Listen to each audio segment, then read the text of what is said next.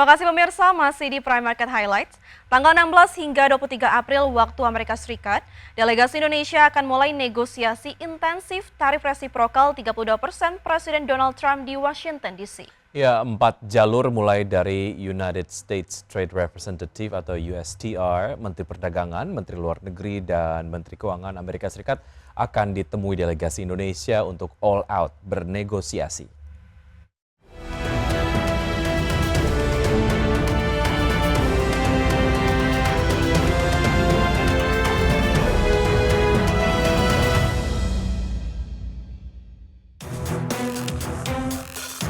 Tim delegasi Indonesia yang dipimpin Menteri Koordinator Bidang Perekonomian Erlangga Hartarto terbang ke Washington DC, Amerika Serikat.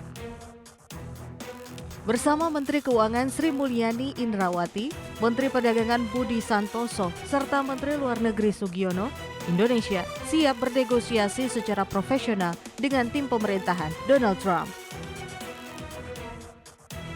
Delegasi Indonesia secara dokumen siap menjalankan negosiasi tarif resiprokal 32% yang dikenakan Presiden Donald Trump. Mulai 16 April hingga 23 April 2025, Menko Erlangga dan delegasi akan bertemu intensif dengan United States Trade Representative atau USTR, Menteri Perdagangan, Menteri Luar Negeri, serta Menteri Keuangan Amerika Serikat. Dokumen non-paper yang terdiri dari tarif, non-trade measures atau non-tarif barrier, serta dokumen kompensasi investasi menjadi instrumen butir penawaran negosiasi ke Amerika Serikat. Dan juga secara resiprokal apa yang Indonesia minta di dalam kerjasama beyond perdagangan, jadi trade, investment, dan juga di sektor keuangan.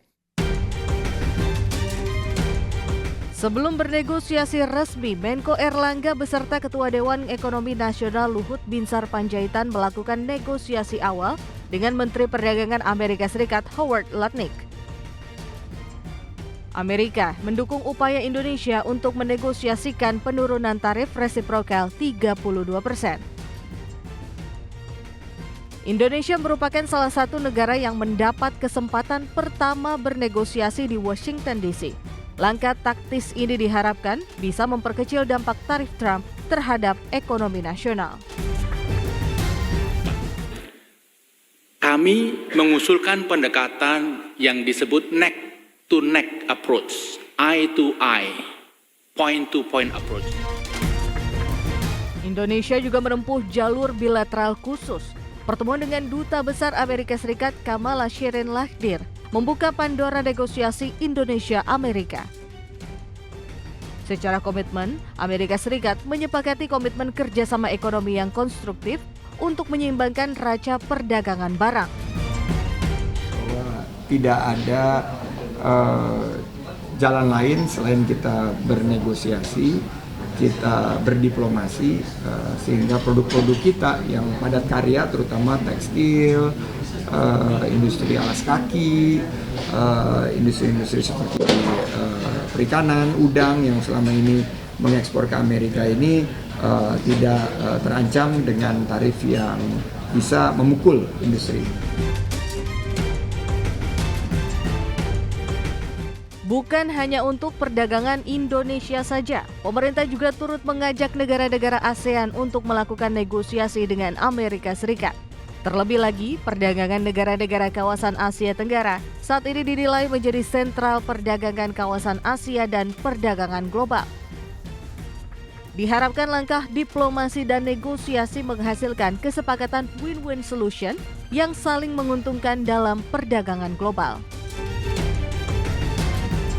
Dan saya cukup yakin ke depannya nanti akan ada agreement yang bisa diputuskan. At the end of the day, saya rasa dari kedua belah negara pasti akan melihat apa yang terbaik bagi negara masing-masing. Di sisi lain, Indonesia berhak untuk mendapatkan keadilan perdagangan global.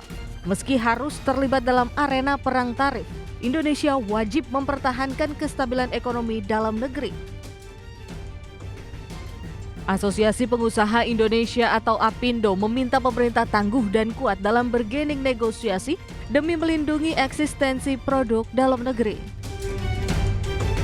Di mana kita ingin mendorong industri atau pelaku usaha untuk menggunakan produk dalam negeri semaksimal mungkin. All out dalam bernegosiasi, Indonesia mendorong adanya langkah strategis World Trade Organization atau Organisasi Perdagangan Dunia WTO dalam menyikapi kebijakan perang dagang Donald Trump. Kebijakan proteksionisme tarif Trump menimbulkan ketidakpastian pada sistem perdagangan global dan bisa mengancam stabilitas ekonomi dunia. Specific outcome itu lebih penting sehingga kita dalam tanda petik kalau untuk perjanjian nanti framework berikut dalam bentuk limited FTA atau kita pernah punya TIFA dengan Amerika. Nah itu yang dalam format perjanjian. Tapi yang lain kita minta yang specific outcome yang pragmatis. Presiden Prabowo Subianto yakin delegasi Indonesia Menko Erlangga Hartarto, Menteri Keuangan Sri Mulyani Indrawati, Menteri Perdagangan Budi Santoso, serta Menteri Luar Negeri Sugiono bisa membuahkan hasil yang memuaskan untuk perdagangan Indonesia. Prabowo tegas bersikap Indonesia menjadi mitra strategis Amerika Serikat dan Indonesia juga menjadi partner perdagangan bagi China. Untuk itu Indonesia siap menjadi jembatan perundingan bagi Amerika Serikat dan China demi perdagangan global yang adil, setara, dan konstruktif. No, we respect all countries. We consider China a good friend of ours.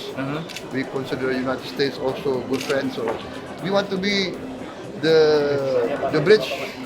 So you want to cut the economic cooperation with China due to the U.S. Impossible. pressure? Impossible. Impossible. Thank you for your answer. How Thank can- you. China is already too close with Indonesia.